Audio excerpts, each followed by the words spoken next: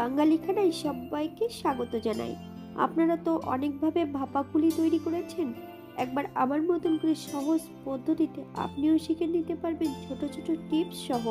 এই শীতে ভাপা পুলি পিঠে কে পছন্দ করে না এমন হয়তো হাতে গোনা দু একজন আছে, তবে আমরা সবাই কিন্তু বাঙালিরা পিঠা খেতে খুবই ভালোবাসি। সামনে পৌষ পার্বণ এসছে, আপনারা হয়তো এমনভাবে পিঠা তৈরি করে নিতে পারবেন খুব সহজে। এতটাই সুস্বাদু খেতে, আপনি একবার বানালে বারবার বানাবেন। তবে চালের গুঁড়ো তৈরি না করে কিভাবে ভাপা পুলি পিঠে তৈরি করলাম, চলুন সেটা একবার দেখে নেওয়া যাক ভিডিওর মাধ্যমে। মিডিয়াম সাইজের একটা কাঁচা নারকেল দুভাগ করে রেখেছি। নারকেলটা এই পর্যায়ে কুড়িয়ে নিতে হবে। আপনারা নারকেলটাকে গ্রেট করেও নিতে পারেন। একটা কড়াইতে সম্পূর্ণ নারকেলটা অ্যাড করেছি। বেশ কিছুটা চিনি আর বেশ কিছুটা নতুন গুড় অ্যাড করব।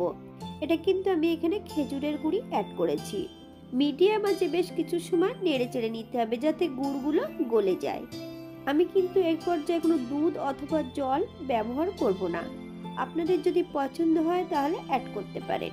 মিডিয়াম আঁচে বেশ কিছু সময় নেড়ে চেড়ে নিতে হবে। আপনারা একবার স্ক্রিনের দিকে ফলো করবেন।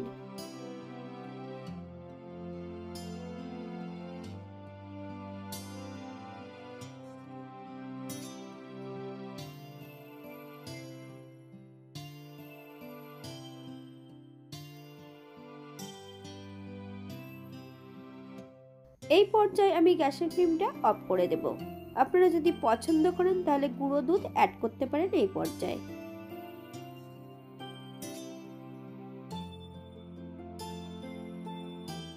5 থেকে 6 ঘন্টা আগে 1 কাপ সেদ্ধ চাল আর 1 বাটি আতপ চাল ভিজিয়ে রেখেছিলাম। এই পর্যায়ে আতপ চালের থেকে জলটা ঝরিয়ে নিয়েছি।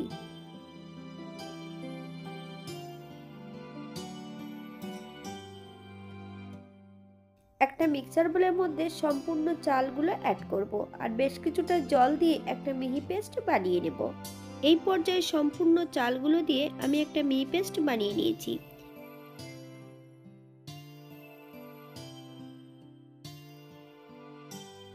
একটা কড়াইয়ের মধ্যে সম্পূর্ণ মিহি পেস্টটা অ্যাড করতে হবে।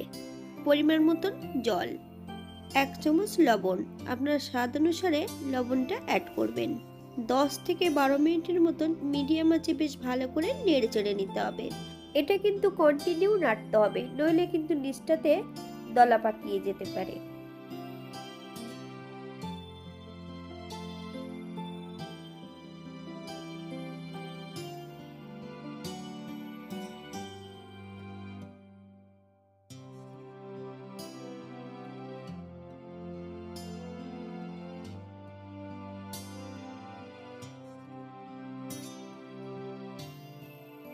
আপনাদের একটা পদ্ধতি বলে দিই, যতটা চাল নেবেন তার দ্বিগুণ জল অ্যাড করবেন।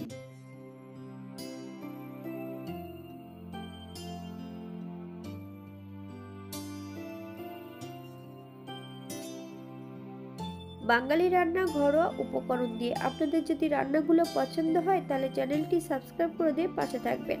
পাশে থাকা বেলটি বাজিয়ে দিবেন, নইলে নিত্য নতুন রান্নার নোটিফিকেশন পাবেন না।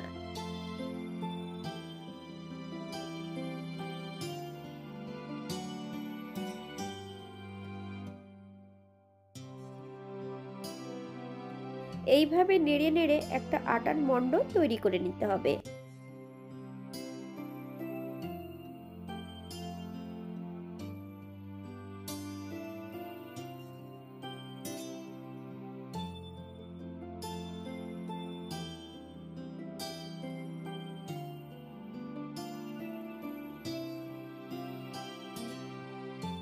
এই পর্যায়ে আমি একটা মণ্ড তৈরি করে নিয়েছি। অল্প করে আমি এই পর্যায়ে চালের গুঁড়ো অ্যাড করব।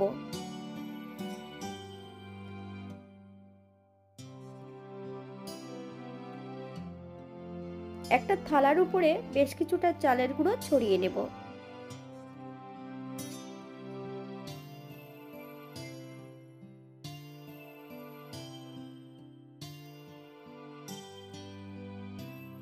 চালের আটার মণ্ডটা ঠান্ডা করে নিতে হবে।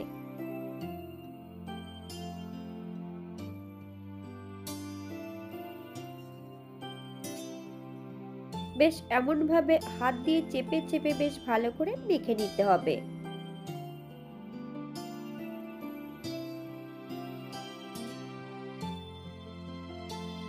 এই পর্যায়ে আমি ছোট ছোট লেচি কেটে নেব। আটা কিন্তু খুব বেশি শক্ত হবে না।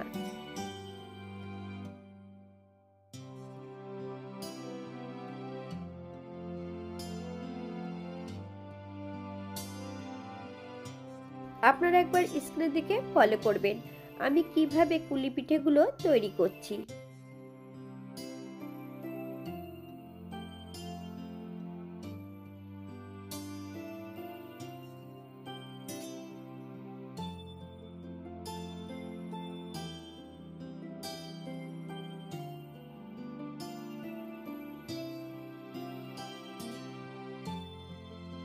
একইভাবে আমি আরেকটা পিঠে আপনাদের তৈরি করে দেখিয়ে দেব।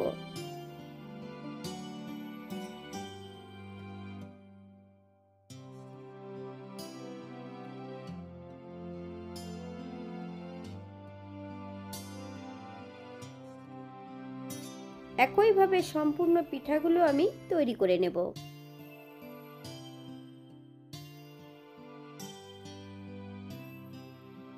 সম্পূর্ণ কুলি পিঠাগুলো আমি তৈরি করে নিয়েছি। আপনারা অন্য কোনো ডিজাইন দিয়ে বানাতে পারেন।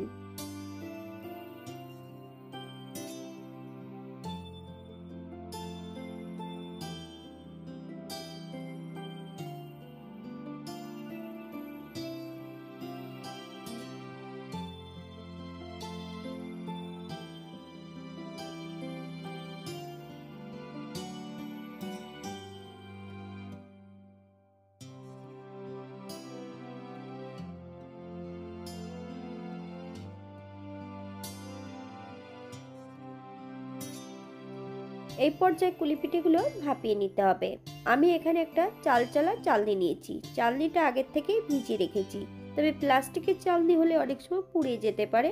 আমি এখানে স্টিলের চালনিটা ব্যবহার করছি।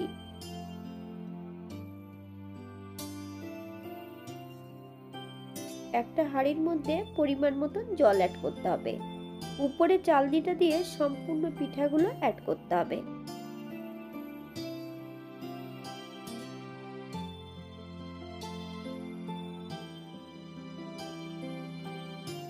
আমি 20 মিনিট পিঠেগুলো ভাপিয়ে নেব। আপনাদের হয়তো এর থেকে কম বেশি সময় লাগতে পারে।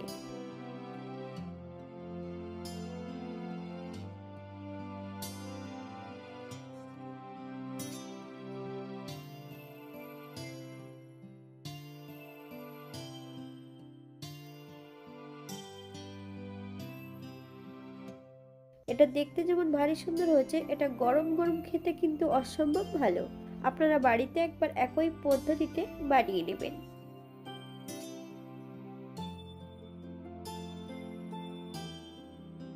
আজকের ভিডিওটি এই পর্যন্ত। সবাই সুস্থ থাকবেন, ভালো থাকবেন। অন্যদিন নতুন রেসিপি নিয়ে আপনাদের সামনে আবার আমি হাজির হব। নতুন ও পুরনো সকল বন্ধুদের অসংখ্য ধন্যবাদ ভিডিওটি দেখার জন্য। হাতে যদি সময় থাকে তাহলে একটা লাইক, কমেন্ট, শেয়ার করবেন।